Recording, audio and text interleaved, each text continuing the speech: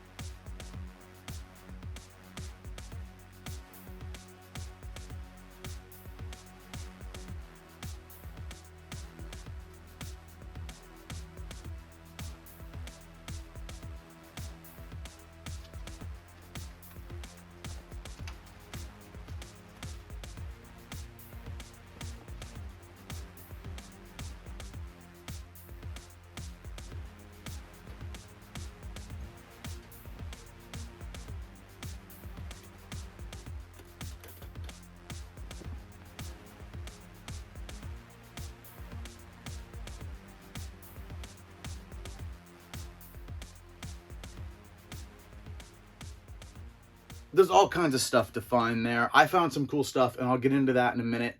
But the thing about Picker's Warehouse is if you're in the Northwest area, it's out in Woodinville. It's one of like 3 or 4, maybe even 5 places like that I know where they do cleanouts, basically. They're like a materials reclamation company. They're the biggest one I know of. They're the one that is the most like brick and mortar, consistent, official, legit business. I would definitely say if you are in the reselling business or just like picking or just want to find a cool deal, definitely go out there. They only open on Saturdays. Check it out. They're a cool place. There's a lot of other spots like that around where people maybe do storage auctions or they have clean out businesses. You see these trucks that go around with like 1-800-JUNK whatever on the side. Usually the people that run those, they're getting a lot of junk that they're taking to the dump and a lot of stuff that they're recycling. And I know with Picker's Warehouse, a big part of their business is keeping stuff out of the landfills. But most of these places that are grabbing this stuff, they're getting valuable stuff with the junk. And so a lot of times they have a place to sell them. So wherever you are, if you're not in Northwest Washington, Woodinville's far away from you, there could very well be a business like this nearby. I'm sure they're not going to all be called Picker's Warehouse, but I think there are Picker's Warehouse locations outside of Washington State. I'm not 100% sure about that, but any of these junk hauling places, you might call them and ask what they do with the stuff they find. Ask if they have a sales warehouse or something like that, and just check Craigslist and stuff. If you see these sales that are happening all the time, like a garage sale that happens every weekend and never seems to end, that may be one of those situations. I know of 3 or 4 of those around here that do that. So some of, like I said, some of those are going to be storage units, but some of those are going to be this kind of a deal. So it's always a good place to find surprising deals. What I like about Picker's Warehouse is that Some of the stuff there is valuable and they know it's valuable and they put it up even still for a decent price, but a lot of stuff flies under the radar there. It's just too much work to go through and individually price everything, especially with the media stuff that I look for. And when they get it, I can often get it for a really good deal, and they know and they're cool with it. So anyway, let's take a look at what I got today. It was all media stuff today. I got a bunch of DVDs. DVDs are $1 a piece. Well, they're 4 for $1, so I always buy them in batches of 4. They come out to be $1 a piece. Got a copy of Dogma, always gonna buy it. It's not selling as fast these days. I think I gotta lower the price on it, but it's still worth $1 every time. U-Turn, I saw this movie in the theater. Sean Penn, Jennifer Lopez, Nick Nolte. This one, I've never seen with this cover before, and I don't see it very often. It's not worth a lot. I'll probably get $4 or $5 for it. But I just picked this one up because I figured I wasn't going to lose on it. I'm not going to lose on it. I'll make a little bit. This one I had never seen. Sid and Nancy and Spinal Tap double feature. 2 DVDs of the movies inside. I just hadn't quite seen this one. It seems pretty rare. There's only a couple on eBay. Only a couple have sold. It doesn't sell for a lot, but I'll probably get somewhere $7.99 to $9.99 plus shipping for this if I don't keep it. I already have Spinal Tap, but I don't have Sid and Nancy. Western double feature. Again, I'm always looking for these double feature DVDs. I think they could be kind of a good deal. This one is actually a flipper disc with one movie on one side, one movie on the other. It's Pure Country and Honeysuckle Rose. George Strait in one and Willie Nelson in the other. Not worth a lot. I'm going to get a few dollars for that one. All right, and what's left over is I got a copy of Caddyshack and Season 6 of Seinfeld. These aren't for sale. These are for something else I'm doing somewhere else. I just, at $1 a piece, I couldn't let them go. So I'm kind of building up a little bit of a DVD collection for something I'm doing on another channel. Yeah, I needed some stuff off of these. So at 50 cents, I can't lose. I just can't win a lot. And then Lost. I got Season 5 and Season 6 of Lost. The later seasons of Lost have always been worth more money than the earlier seasons. I see Season 1, 2, and 3 everywhere. 4 is more rare. I almost never see 5. And 6 I've found maybe 3 times in all the time I've been looking at DVDs. The price on these has definitely come down. This one, number 5, it doesn't sell for much anymore. But number 6 still does go for like $9 to $12, maybe up as high as like 15 to 20 if it's new or almost new. These are in really nice shape. I think the key to these are to lot them up together and go like $12.99, $14.99, something like that. So again, at $1, I'm not losing. But my DVD scores were not huge today, but I spent $2. So for the price of what I would normally get one DVD, I got all this stuff to work with. So I'm not worried about that. I think it was a good deal. It was definitely worth my time going in there and looking. And I found some other cool stuff while I was there. This is a Laserdisc. I do not have a Laserdisc player, so I can't test it, but it is in pristine condition inside. You can totally pull the disc out and look just like you do with the DVD. No scratches, no handling, no fingerprints or anything. Cover on this one's a little bit worn. This is David Lynch and Angelo Badalamenti, Industrial Symphony No. 1, featuring Julie Cruz. If I had a Laserdisc player of my own, I would own this disc for it. Julie Cruz is awesome. I've been listening to her stuff for a long time, since Twin Peaks was on the air. And that's who it is. Julie Cruz is that woman who would sing in the Roadhouse sometimes. And she actually sings a song that's the theme from Twin Peaks, and a bunch of other good ones. So this is awesome. I need to find a player to play this, or more likely, I'm just going to sell this probably for $9.99, maybe $12.99 plus shipping. Easy to package because it'll package just like an LP record, and I sell those all the time. So I already have all the stuff to send these, and if you know how to sell LPs, you can sell Laserdiscs, no problem. I'll probably sell this one, and there is a DVD version of it, so I might try to track that down now that I know it is out there. Next up, Level 42. This one's still in the original shrink wrap. It is open. Again, it's in fantastic condition. There weren't a lot of Level 42. Well, there were basically none of this. This is Level Best. I believe this is a video collection of their greatest hits. In fact, I know it is because it says so right there. I could not find any other exact sales of this item because it always seems like it's a different version, like it's from another country. There was like Japanese versions and things like that. But there were a few other Level 42 Laserdiscs for sale. I think I'm going to go with $19.99 plus shipping on this one and see how it goes. I expect I will get it. And the final Laserdisc I got was this Depeche Mode 101. Again, wonderful condition, and this one was a kind of a score. I'm going to get 30 bucks for this, I expect. It does look like this has sold a number of times, and I think if I put it up for $29.99 plus shipping, I should have no problem at all selling this one. So these Laserdiscs were $3 a piece, which a pretty good price. Pickers Warehouse is awesome, and they were in a huge stack of Laserdiscs.